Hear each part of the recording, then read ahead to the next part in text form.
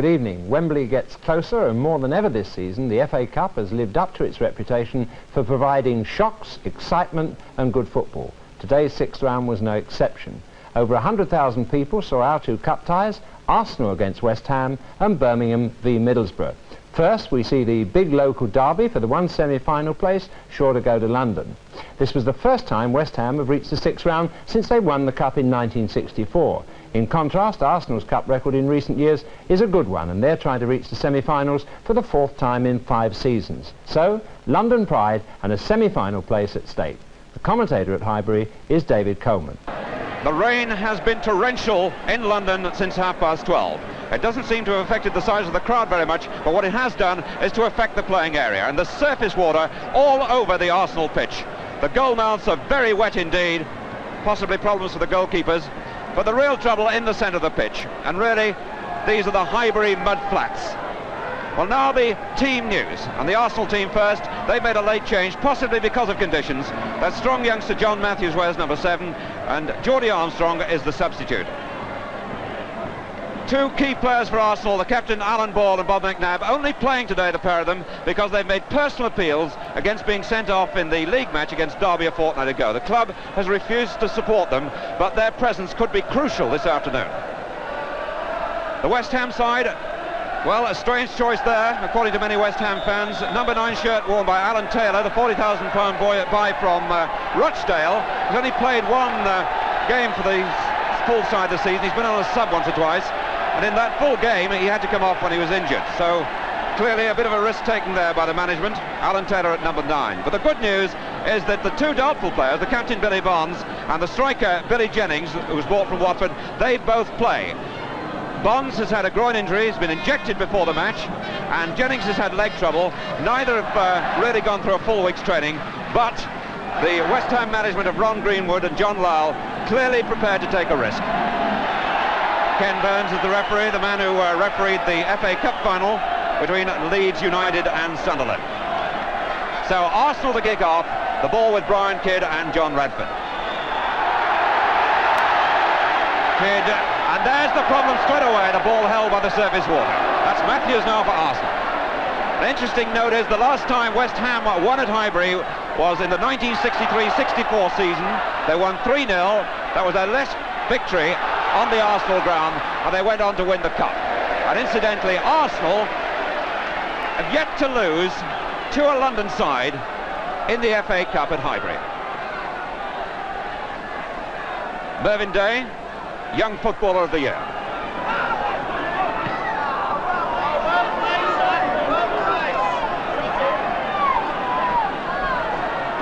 Rob McNabb with the throw for Arsenal, and settling to give it to John Matthews. That's Kidd. Rice. McNabb.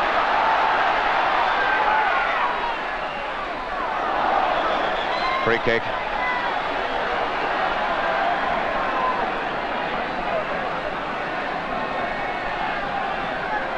It's Peter Simpson.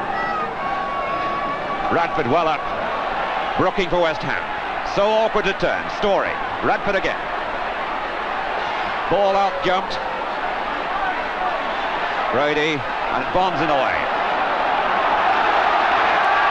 Tremendous roar of encouragement from Billy Bonds after he'd been so doubtful all week. Matthews, the boy who made contact.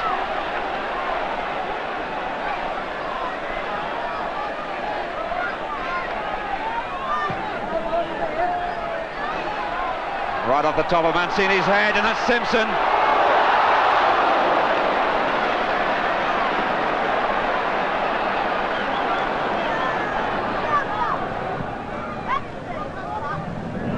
Locked.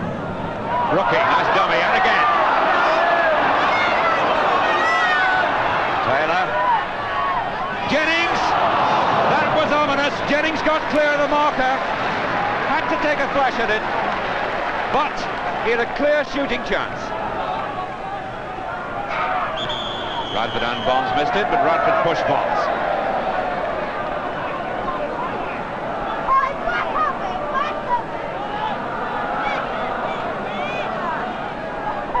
Jennings and Mancini, and Locke with the kick. And Mancini won it. This is Lampard.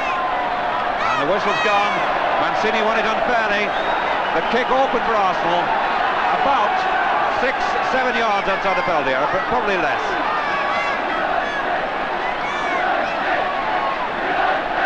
Rimmer organising the wall. He's got 4 in it. The ball with Brooking. Arsenal now with 5. And Rimmer covering the right-hand side of the wall. Lampard. That made nonsense of the sort of fee that was paid for Jimmy Rimmer. £40,000. Complaining at the wall, quite rightly, went right through, or appeared to go through. But what a splendid save by this Manchester United reject. The free kick made nonsense of the wall, but Rimmer was down like a flash. Number 4 for West Ham, Bond. Jennings on a run, Taylor on a run, Jennings in the centre. Beautifully timed tackle by Simpson. Bonds. Good back header by Robson, Mancini, and was that Davies kicking? No, the whistle hadn't gone. So the save once more by Rimmer was vital.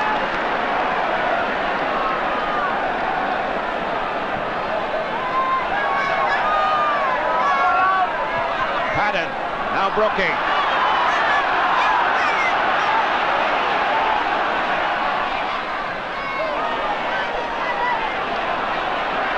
Arsenal ball.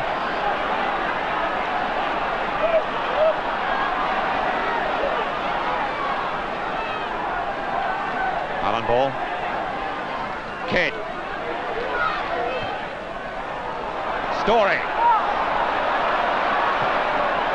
Over Radford, number 9, who's left it for Brady.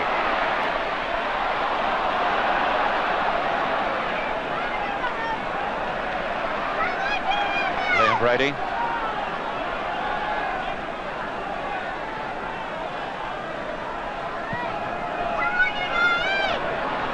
Long kick.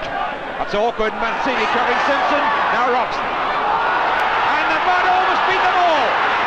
Padden. Yes!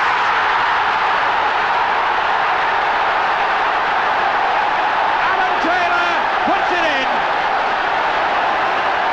15 minutes gone. And the goal build-up clearly showed then what a lottery football is today. The scramble developed, the ball put back by Padden, and there was Alan Taylor to score the first goal of this match after 15 minutes. £40,000 from Rochdale, and that could be a priceless goal. Look, no ball for Arsenal. Number 7, Matthews. Ball.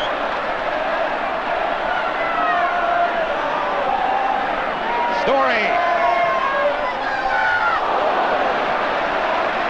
Fine goalkeeping again.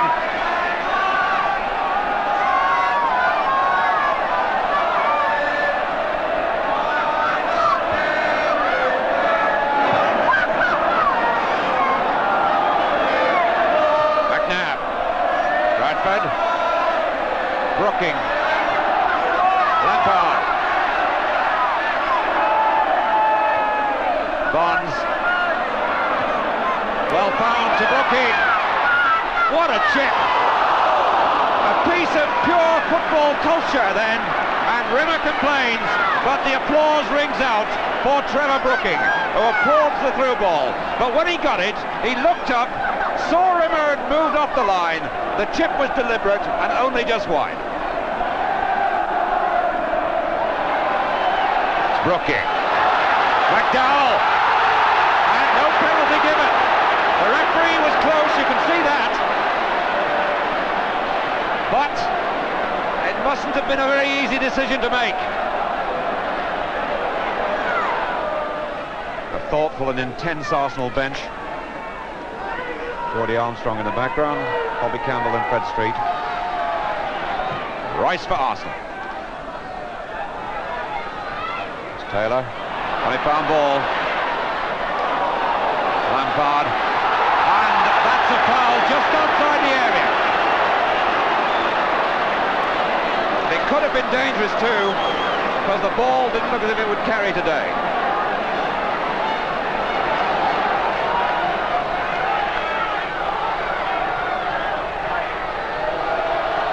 Alan Ball with the kick.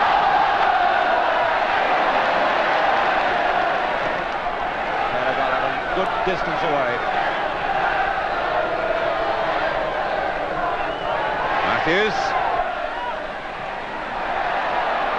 It's Jennings who got it to Taylor. Peter Simpson.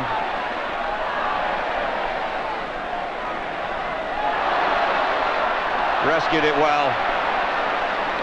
Rice to Matthews. The two front men are on a run up there. They're both ready. Ball to Radford. It's Lampard.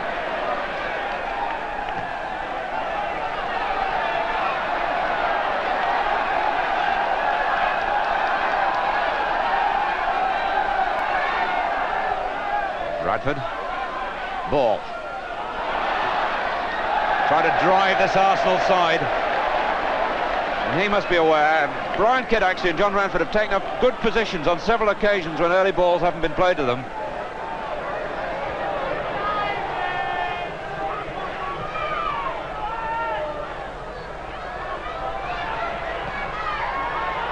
Foul by Taylor.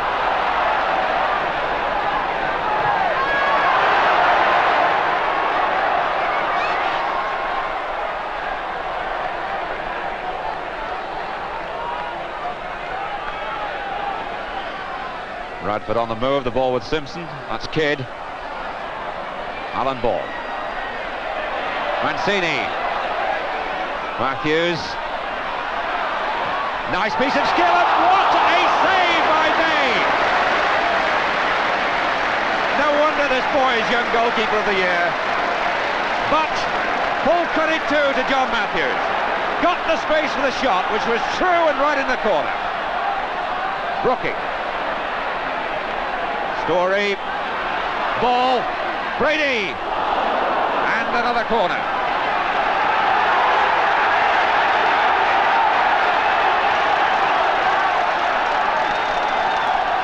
These Arsenal supporters coming to life now as Arsenal attack more. West Ham enjoyed the first 25 minutes really of this match, but in the last 6 or 7 minutes, Arsenal have been drifting back into the game.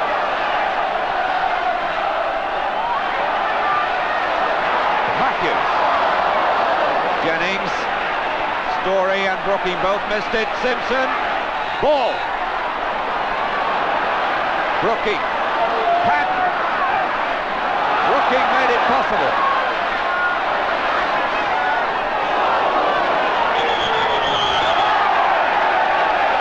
Free kick to West Ham.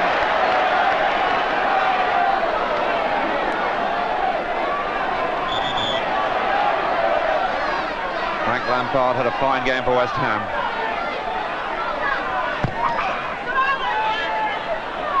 Mancini, the wrong way. It's Jennings.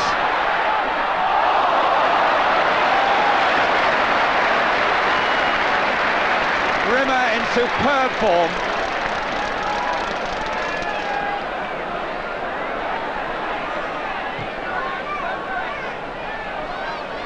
Radford. Kidd feeding.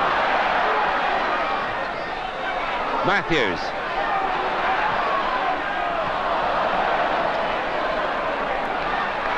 Simpson.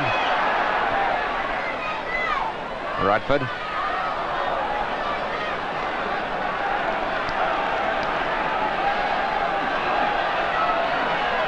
In the last 2 minutes of the first half, John Radford for Arsenal.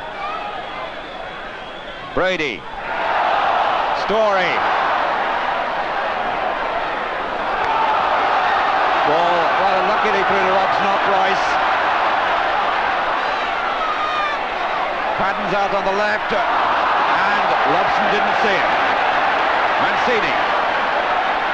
Matthews to Kidd. Mancini gone storming forward. Firm tackle by Locke. Out of it, Kevin Locke for West Ham. looking through the middle. There's Brooking, only the goalkeeper. Too wide. And Simpson, once more the covering player, with Arsenal in tatters. The break was quick, the ball was perfect. Rimmer came out the right time, pushed Brooking wide, and Simpson there to concede the corner. 30 seconds to half-time. That was Simpson once more. Now Brooking. Kidd, Patton, Story, and Brady, and they've got nobody to play to. They're having to break now. Taylor, an offside against two West Ham players. Playing injury time in the first half. There's very little of that.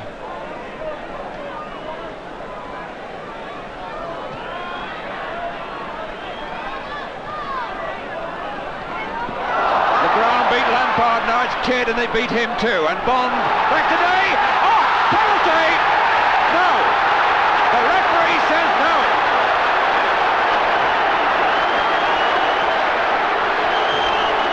The crowd rise in astonishment. The referee, Ken Burns, was right there. His decision was firm and quick. But what do you think about that? So it's the second penalty appeal Ken Burns has turned down. What did he change? Brian Kidd, the Arsenal player, still down. Ball. Lock. Patton. Boos ringing around for the Arsenal supporters. And John Radford now able to receive treatment. Well, there's hardly an Arsenal supporter in the ground that doesn't feel the referee was wrong, and there's hardly a West Ham United supporter who's not breathing a sigh of relief. Mervyn Day walks away to explain to Brian Kidd what happened, but from most people's point of view it looks suspicious. Radford looking at the referee. Alan Ball walks away from the scene, and we played 2 minutes of injury time in the first half. Patton. And there's the half-time whistle. Cheers for West Ham. Boos from the Arsenal supporters for the referee. But the scoreline shows that Alan Taylor scored the only goal so far after 15 minutes, but that in every sense a true reflection of the first half, with West Ham showing all the ideas.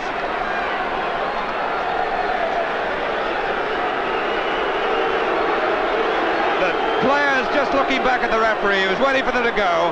Alan Ball keeping Radford away, because Ball, of course, sent off for dissent a fortnight ago. Fred Street gets Radford away as well. And so as they leave the pitch, the boos still ring round.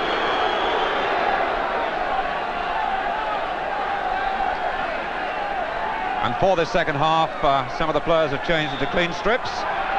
And the rain now coming down more heavily than it did at any time in the first 45 minutes.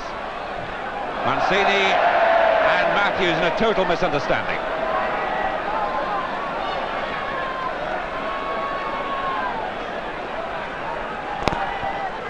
Radford, incidentally, after Day had brought him down, came back on the field after half-time, limping quite heavily. It's Kidd. Bonds. Taylor.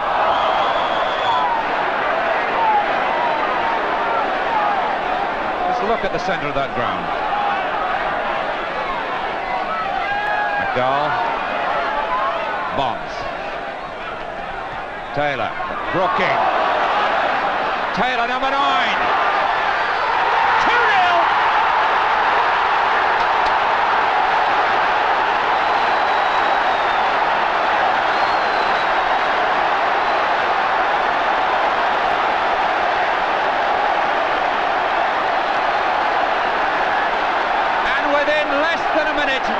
The start of the second half, Alan Taylor gets West Ham's second and his second, and the gamble of playing this youngster has paid off in the most enormous way.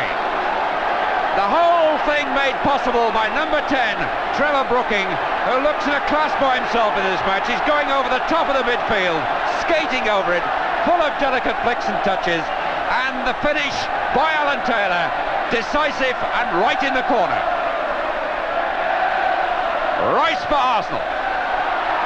In the way, John McDowell. Arsenal will have to throw it all forward. And remember, the last time West Ham beat Arsenal 10 years ago, they went on to win the cup. That was West Ham's last win at Highbury. Brooking battling his way out. Story for Arsenal. Kidd. Bradford just couldn't turn enough. Ball. Matthews. Goalkeeping supreme. Right on top of his form, Mervyn Day. And talk about the young goalkeeper of the year. This is going to be surely one of the great keepers.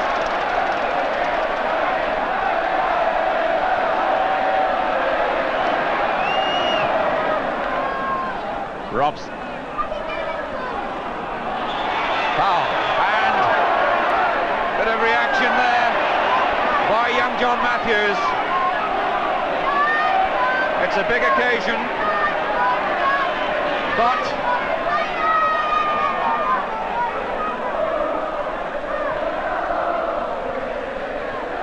Kidd found Matthews. Robson made his point. On the touchline, and Arsenal going to bring Geordie Armstrong on to try and save this match. Now, who goes on? And John Radford, injured when Mervyn Day brought him down for that penalty appeal that Arsenal made, has to go on. Nearly 57,000 watching this match. Despite the weather. Matthews. First kick by Lampard. Armstrong right in the thick of it. What a scrimmage. Story. Now it's Matthews looking for drier ground. Hit the post! And finally, West Ham get it away. But there were moments then they knew nothing about. Arsenal very unlucky to hit the post.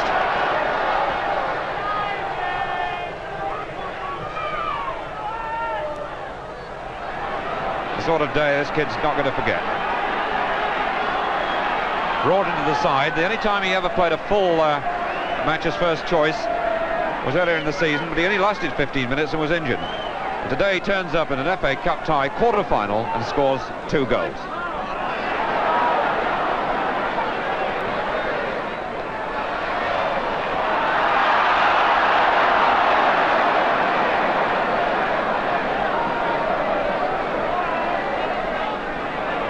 In trouble. Armstrong. Neat. Good try by Armstrong. And such clean handling too by the goalkeeper.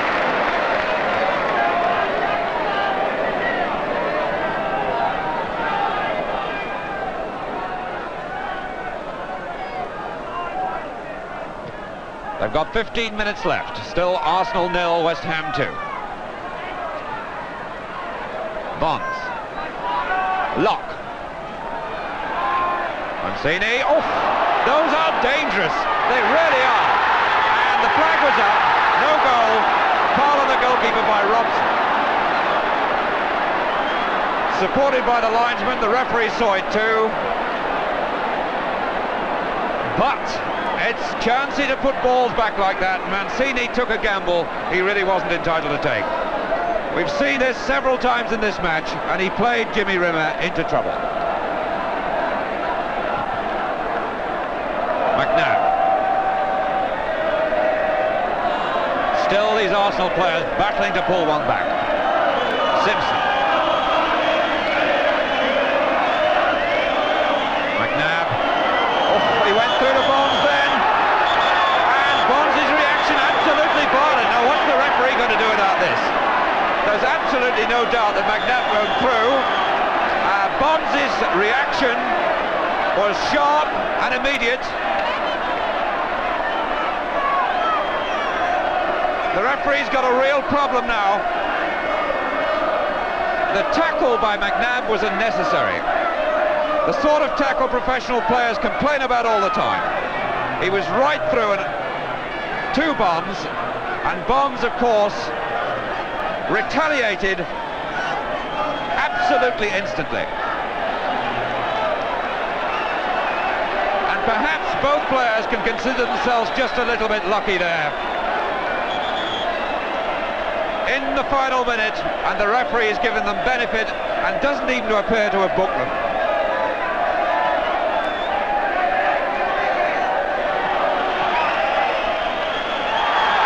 The whistle's gone, and West Ham, for the first time since they win the Cup in '64, are through to the semi-finals. Both goals scored, almost a piece of fiction by this young man. Alan Taylor, a surprise choice. He took both goals, especially the second, absolutely brilliantly, really put it away, and the smile's justified. Well, this is a match which will be talked about for a long time in the London area. Some interesting refereeing points too. Ken Burns, of course, one of the most experienced officials, but 1 or 2 points left for discussion. Certainly the disputed penalty in which Radford was injured, and there are other talking points too. So West Ham go through into the semi-finals. Well, we'll talk about those controversial points in a minute, but first the hero of the day, young Alan Taylor, and his 2 goals reminded me of the 6th round last year when we saw another young untried player, Joe Waters of Leicester, score 2 equally dramatic goals to knock out Queen's Park Rangers. And no wonder Alan was smiling when he talked to David Coleman. Alan, what could anybody say? Your first full match for the club, 2 goals in the quarter-final. Tremendous. It's brilliant. When did you first know you were going to play? Yesterday, Mr. Lyle told me after training, and I was just told to keep everything quiet. How did you sleep last night? I woke up about 6 o'clock actually, and just kept on thinking about it ever since. You've been playing the match all morning? Yeah. Yeah. Now the first goal, I mean, it appeared that you'd taken up a very good position because it was a scrimmage first of all, wasn't it? That's right, yeah, and I stopped out of that a bit, and then Graham picked it up, and I came in for that centre, and it came straight to my feet. All I had to do was just side foot it in. Is this something you've been practising though, coming in that side? Yes, we'd been practising all this week near post running because of Terry Mancini in the middle. They win a lot of balls in the air, you see, so we've been practising a lot of this near post running. And of course Graham Paddon's so accurate, isn't he? Yeah, he did really well, Graham. Just a little chip and came straight to me. Now as long as you play, you're not going to score a better one than the second goal. No. I thought that was beautiful play by Trevor Brookie to build it up. Yeah, I played the 1-2 with him, and then Trevor just put it back through for me, and I must have been on the edge of the box and just put my head down and hit it. Did you look for the spot? I can't say I looked for the spot, I just put my head down and hit it, and it was in the back of the net. Tremendous. You're getting a taste for this big time now, aren't you? Yeah, really good. Any thoughts on Wembley yet? Oh yeah, definitely. All the lads are set on it now. Good team performance and well done yourself. Very good, thank you. Well, that's the sort of dream day that everybody who plays football hopes to have. And I must say I found myself looking at that pitch before the game and wondering how 2 teams could possibly be expected to play football on that surface. As it was, both sides produced more football than I thought was possible. But both teams took dangerous risks in passing back when the strength of the pass couldn't possibly be judged accurately under those conditions. Skill and touch counted for nothing. And when I managed Coventry, it was a golden rule on a waterlogged pitch that pass-backs were not allowed. Rather than risk creating an open goal for the enemy by passing back, players were under instructions to give away throws-in or even corners. And the wisdom of that was brought home to me several times today, involving both sides. Among them, for Arsenal, Terry Mancini, plus the mud, put Jimmy Rimmer under terrific pressure. The ball's chipped up here. Terry had the alternative of playing out to the wing, but he tried the pass back, and you can see now as Robson steams in, it's a very near thing. The referee gave dangerous play and disallowed that goal because you can't kick at a goalkeeper's hands. That was the moment of danger for Arsenal, but for West Ham, Billy Bond's pass back just before half-time led to the most dramatic incident of the game when John Radford pounced on his back pass, safe under normal conditions but deadly dangerous in the mud. Every Arsenal supporter screamed for a penalty.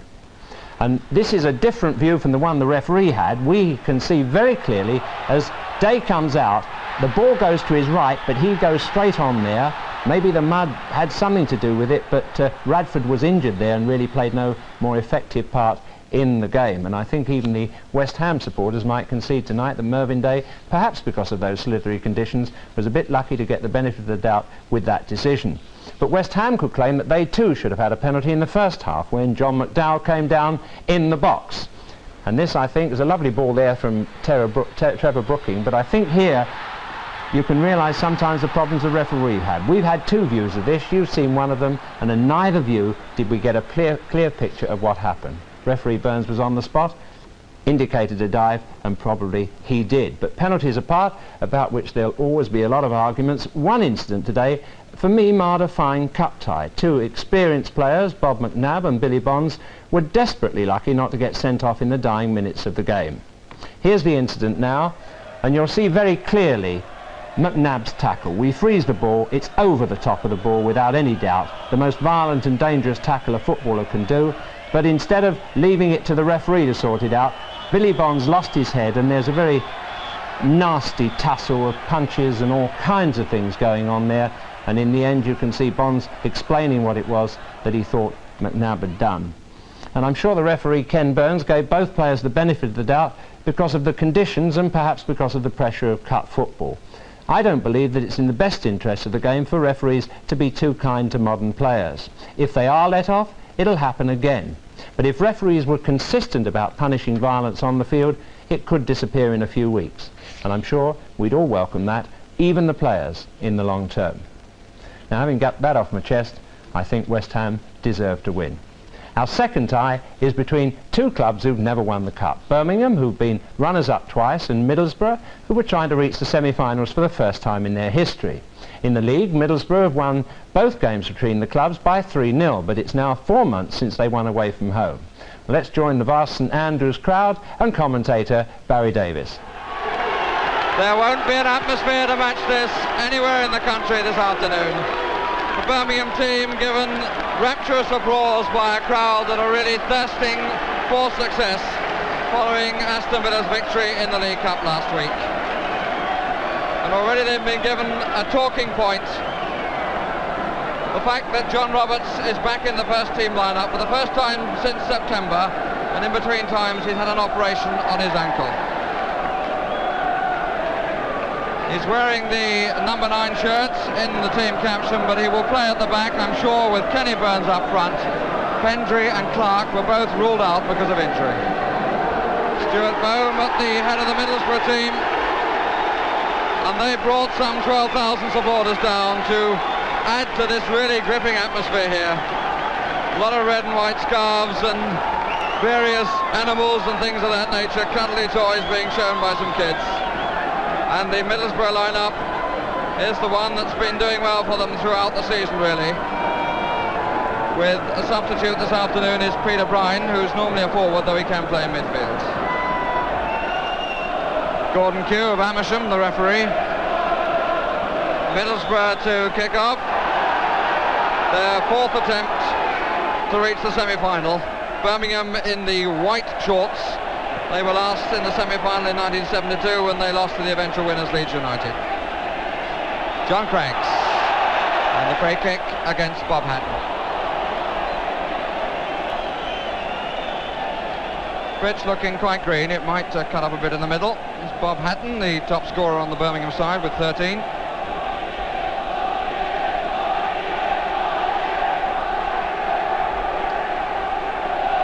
Mills is number 9. Numbers on the shorts as well as the shirts. One by Gallagher. Here's Hendry. And Armstrong covering the run by Kendall.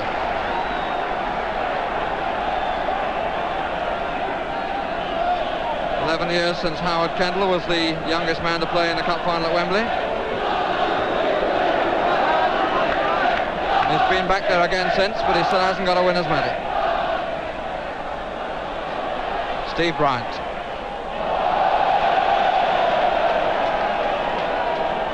It's a slight sign of nerves. Crowd of 50,000. Really a crackling atmosphere. John Roberts as well settled into his game.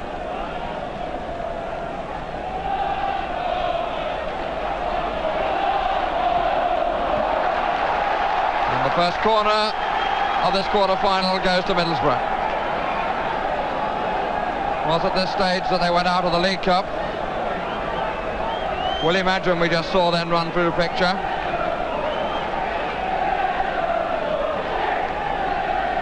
Just on the edge there. Use of position for a corner. And often nods it back. But it's not long enough this time from Armstrong. Bohm, who got up off the line by young Bryant. Goal kick, and Steve Bryant making a very good header off the line. Taylor, Burns chasing behind Madron, and Madron doing undoubtedly the right thing. Goalkeeper was much too close to him for a tap back, and Ken Burns was much too close to Madron for any second thoughts.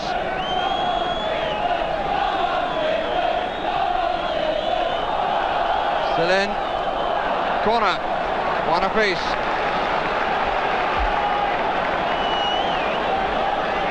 Ken Burns really pretty versatile player. Probably his best position is at the back.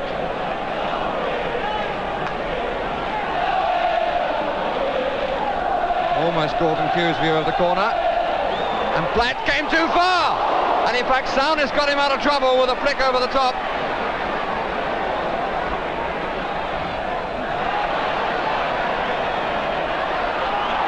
Here is Souness coming away. Good ball from Armstrong to Murdoch. Bryant can't go all the way, he's got to turn. That's Gallagher. Did it well. Foul by Craggs. Touch of over-keenness. Hatton turning his way and giving him a sight of the ball. 15 minutes gone, no score. Here's Burns. Bobbling very badly for him. Hatton making the run across the box, getting him behind. And a little unlucky. Good running by Bob Hatton. Imagine having to struggle a bit then. Hendry. Oh, a bit loose by Armstrong. Page.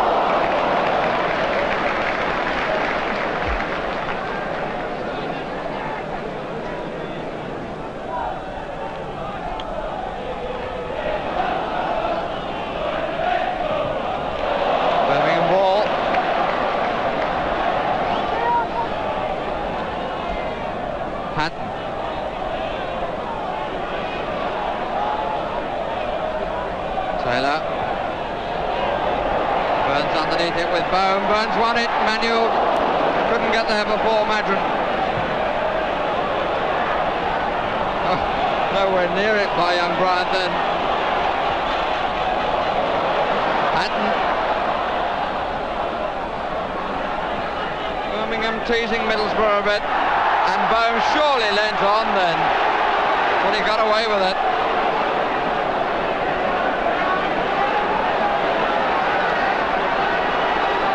Contretemps between Taylor and Souness has added a bit of feeling to both game and crowd.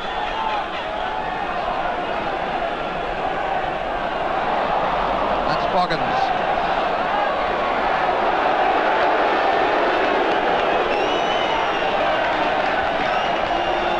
Well, there is an obvious remark about your playing the other way.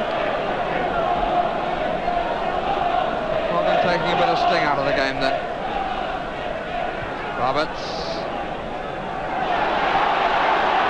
Page. Souness. Page. Bohm. Just a little frenetic at the moment. Oh, Gallagher. Just recovering in time, but rather proving my point. And the foul by Souness. Getting Emmanuel in the face, but I think that was accidental. Souness being pushed out of the way. And he's not the most popular man at St Andrews, is Graham Souness at the moment.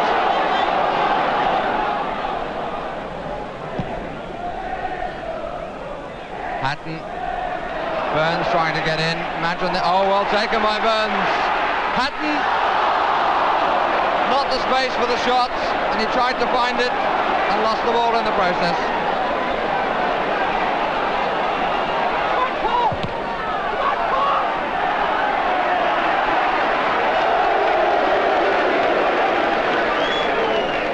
A safety first tactic.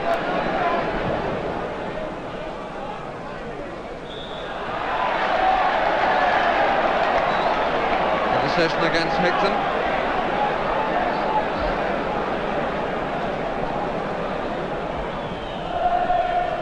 Burns, flick for Hatton, won by Souness. Hatton again. Souness. Neat.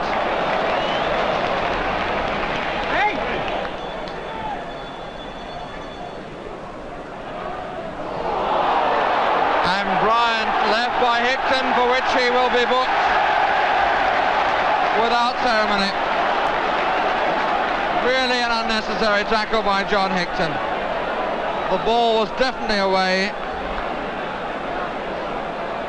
and Hickton's name goes in the book. So far the only thing he's got to show for his 400th appearance for Middlesbrough.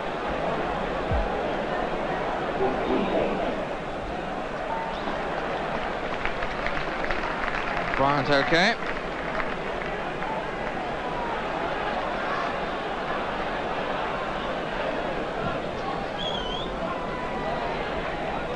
Burns, Hendry,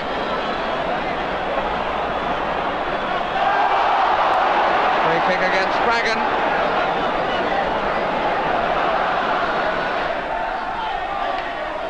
And Gallagher was the one who didn't make contact.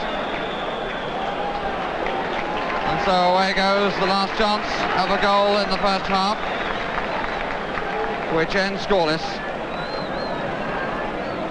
Which began well and didn't quite maintain the standard.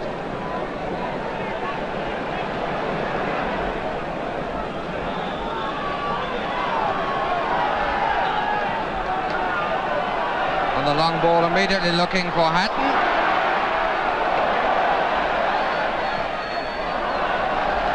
And an immediate corner follows it.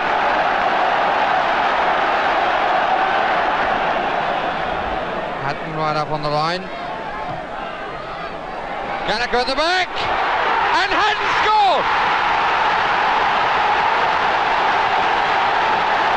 What a start to the second half! If you quote the expression of Howard Kendall at the start of that half, the immediate long ball, the corner one, the in-swinger met by Gallagher slightly on the side of his head, and Bob Hatton opens the scoring.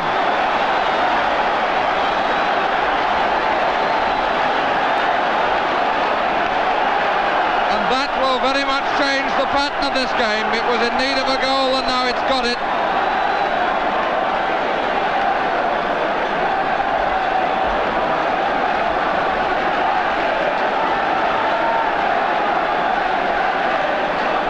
Bob Hatton's 14th goal of the season.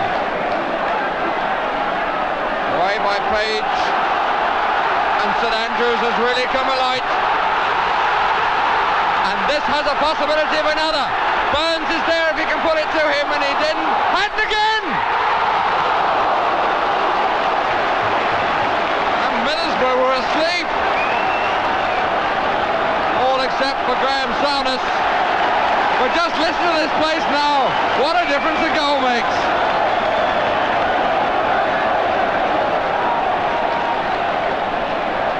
Spraggan. Armstrong pulled back well. Free kick against Kendall for a very wild tackle.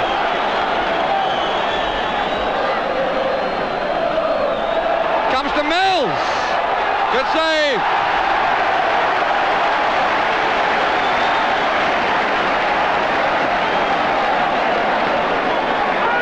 But now after a goal we got a real firecracker of a quarter-final. Murdoch.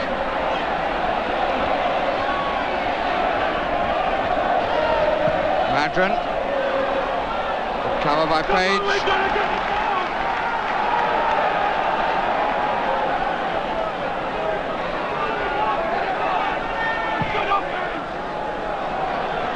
Armstrong, Hickton! Roberts just getting there. Hickton wanted too long and it didn't come well for him.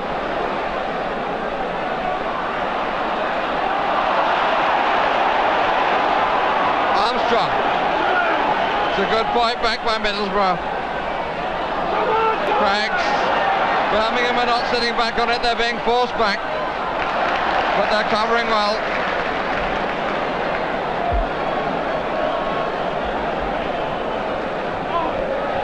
Here's Hickton. Souness. Vaughan. Didn't run very kindly for Middlesbrough.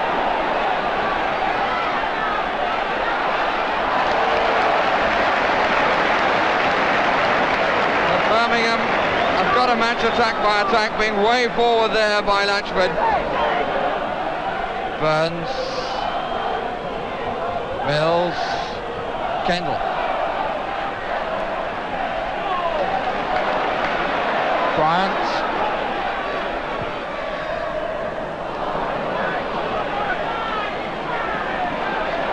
Craigs. Murdoch. And Page fouling him.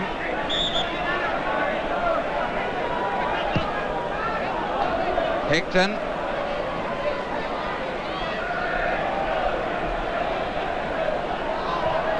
Good cross.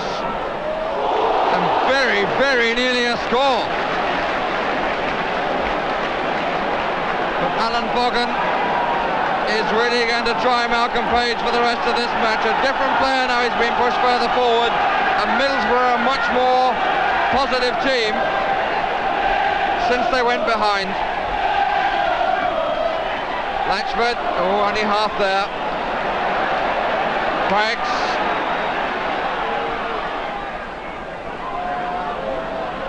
Vaughan, but he's fouled his man, who was Taylor.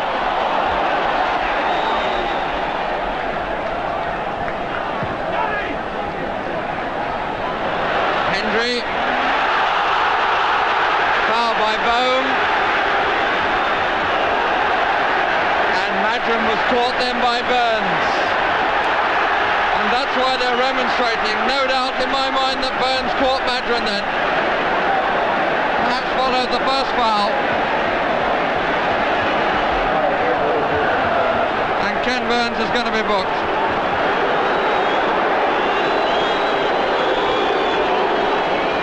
I would think fairly hectic minutes remaining. 1-0 to Birmingham.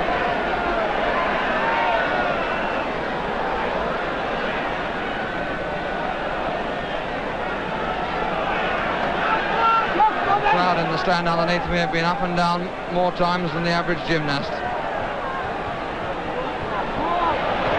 Here's Hatton. Burns running left, Hendry is right. The square ball rather slowed the attack. Hendry has Kendall behind him. Here's Emmanuel. Hendry. Up comes Kendall, well used by Hendry. Hatton.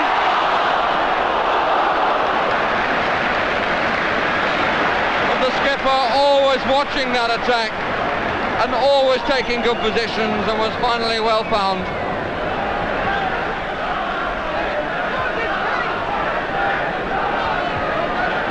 I'm going up the right flank.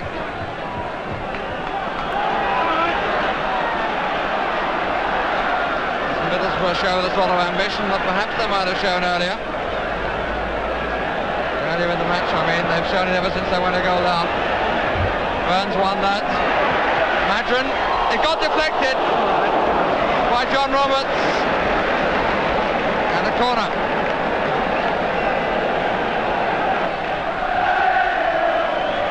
Good catch.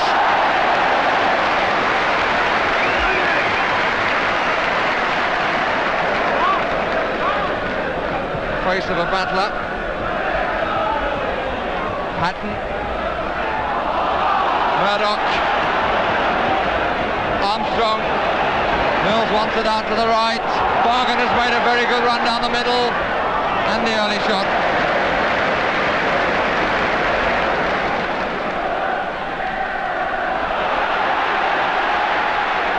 The Cup and League are so very different. Kendall. Here's Hatton in space. A real rasper which never really looked like getting its target.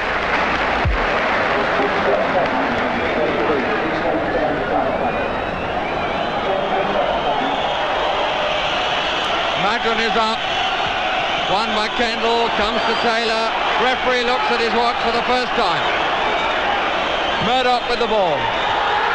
And the whistle has gone. And Birmingham are through to the semi-final. Look at the delight all around St Andrews. The jig, the jog, and there's the man who's given them the delight. Bob Hatton, who scored in the opening minutes of the second half. The one goal from a set piece decisive, and Birmingham go through. What a chance for Birmingham to make history now in their centenary year, having narrowly got the better of Jackie Charlton's boys in a game in which no quarter seemed to be given or asked. Just one goal was enough, and the scorer, Bob Hatton, a little older than Alan Taylor, but equally delighted when he talked to Barry Davies. Bob, you've had a few moments now to savour the victory. What's it feel like? Very, very thrilled indeed. All the players are very elated. We've worked hard in the week, and it's nice to see it come off now, after training so hard and been away from the families and so on. I've just had a word with Freddie Goodwin. He described it as a bit too close for comfort, although he enjoyed, obviously, the result. Very close, very competitive, but we thought it would be. Middlesbrough, as well, has been a very good footballing side, are very competitive as well. And I think we matched them in just about every department, and just deserved to pip them on the day. The one goal? Yes, it was a set piece. We practiced it in training at Littlestown in the week. Howard Kendall knocked it across to Big Joe Gallagher, who was very determined indeed, got up for the ball and knocked it down to me, and I managed to get on the end of it. You've been around a bit, Bob. Yes. You're now so close to Wembley again. Yeah. I don't know, I'm just hoping and praying that this is going to be the year, but we're not going to make any outlandish predictions yet. There's a long way to go, and well, if our fans keep cheering us on, the 47,000 who are here today, I think we'll stand a good chance. They clearly played a very important part. Oh, they're absolutely fantastic, they really are. Not just at home, but away as well. They give us a terrific vocal support, you know. They're a great... Well, Bob Hatton of Birmingham, our second goal scorer on the programme tonight, and I must say how delighted I am that sitting beside me now is the only other man to score a cup goal today. There's Barrett of Fulham, who scored the goal that knocked out First Division Carlisle, the shock of the day, and with him the Fulham manager Alex Stock, who never seems to get far away from the sweet smell of success. The longest serving manager in the game, 30 years and still going. But Les, tell us about that goal. Well, it was a bit of a surprise actually. It was started off with a long clearance from John Lacey, a header, and went on to Viv Busby. Viv took it on and crossed the ball, and then the goalkeeper came out, and their right back was coming in, and they got a bit mixed up, you know, because Jimmy Conway was at the back of the goal of the right back, you know, and the goalkeeper just played the ball out to me. You know, he just played it out to me in the scramble, and I'll just put it in, you know. It's unbelievable. Alan Ashman came to watch you against Millwall in the week, and you missed 2 goals with only the goalkeeper to beat. Was the secret you were disguising that for it? Yeah, we was quite happy to miss them too and get this one, you know. Very nice. What about the other players? Oh, they're over the moon, you know. Fantastic. I think Peter Mellor in goal and John Lacey had very good games, you know. Great. Peter Mellor had a great game, you know, great saves he made. He's kept a few clean sheets this season. Yeah, I think it's about 17 in all. Yeah. Alec, you've been to Wembley before, Queen's Park Rangers in the League Cup final. It's 26 years since you had your first smell of cup success with Yeovil. Can Fulham do it? Well, we're full of dreams and prayers, Jim, aren't we? We're wearing the same tie, I see. Yes, it's a dream. And everything is possible, isn't it? We played, we're rank outsiders. Played 5 First Division clubs this year in the League Cup and the League. Beaten 4 of them. Beaten 4 of them on merit. Haven't kicked anyone off the park. We played them a bit. And we lost at Newcastle in the League Cup. So, you know, we dream, but everything is possible. There were 400 Fulham supporters that stayed to cheer you at Euston. Did that make you a bit sad that there weren't more at the ground, Norm? Well, we took 4,000 a day with us, you know, and so I think if I was trying to say the truth about the last couple of weeks, it's funny how things change. within weeks. You know, the win at Everton, the win at Sunderland, and the win today. I said today, and I really meant it, it was better than 2 complete years of hard slogging for what it's done. And so I think the crowd will blow back, because I think they're a little proud of what we've done just over the last few weeks. Well, I'm proud of what you've done. I hope you get a good draw, and that we can sit here again celebrating after the semi-final smashing. Thank you very much indeed. And now for the story of the remaining quarter-final between Ipswich and Leeds, and the league news. Here's John Motson. The biggest crowd ever at Portman Road, 38,010, saw Ipswich and Leeds draw 0-0 and pose a problem for the England manager Don Revie. The replay is on Tuesday and rules 2 players from each side out of his England squad. Revie will announce replacements tomorrow. One of those withdrawn, Ipswich forward David Johnson, missed the best chance of today's game when he hit the bar just before half-time. Meanwhile, Johnson's old club, Everton, were improving their championship chances. A last-minute goal by Bob Latchford gave them victory over Queen's Park Rangers and means Everton are the first club to go 2 points clear at the top since Ipswich did so back on September the 28th. Burnley dropped a home point to Liverpool and Derby a third after winning at Chelsea. At the bottom, Leicester's third win in a row means they're now level on points with Tottenham with 2 games in hand. But Luton's home defeat by Coventry makes their plight even worse. In Division 2, Manchester United won at Bolton and are now 5 points clear. Norwich and Sunderland shared a goalless draw in which Boyer of Norwich and Guthrie of Sunderland were both sent off, along with 5 other league players today. Aston Villa are now a point clear in 3rd place after winning at Nottingham Forest. In the 3rd Division, Plymouth's impressive 5-1 win at Hereford puts them into 2nd place. One result tonight in Division 4, Torquay 1, Scunthorpe 1, and 11 score draws on the pools means dividends are moderate this week and claims are required only for 24 points. The key games at Burnley, Cardiff, Brighton, Preston, Southend, Barnsley, Hartlepool, Arbroath, Hearts, Kilmarnock and Wraith. Thank you, John. And now the result of the February Goal of the Month competition. I don't think we've ever had 3 better goals in 1 month. And our thanks to the players who provided them. As usual, the result in reverse order. In 3rd place, goal D, that brave diving header by Brian Hall for Liverpool against Ipswich. Keegan and Beattie together. Skidded off Cossack's head. Now Keegan. Goal! Goal! Second, goal H, a perfect Leeds move, rounded off explosively by Alan Clark. Greeny ever prepared for the run. Lorimer. Greeny again. Jordan is in the middle, so is Clark. And really thundered in by Alan Clark. And the February Goal of the Month, goal B, the spectacular individual effort of Mick Walsh. Well taken by Walsh. Davies is on the far side. Ainscough coming square. That's the ball. That's a good try! What a goal! Oh, what a goal to decide it surely! Here's the winning postcard with the correct order of BHD, and it was sent in by Mr. Percy Smith of Blackboy Road in Exeter. Mr. Smith is a retired post office worker and an Exeter City supporter where he used to be a steward. And as usual, there's £100 of the premium bonds for Mr. Smith with our good wishes.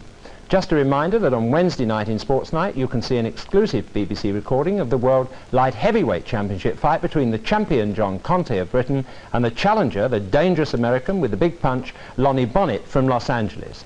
That's Wednesday night, BBC One at 9:55. And finally, I've been caught up in a superstition which is beginning to get a bit expensive. Once again, my old club's Fulham's win is going to cost me a bottle of champagne, and I'm sure, Les and Alec, you won't mind if we share our private little toast with the other goal scorers today, Alan Taylor of West Ham.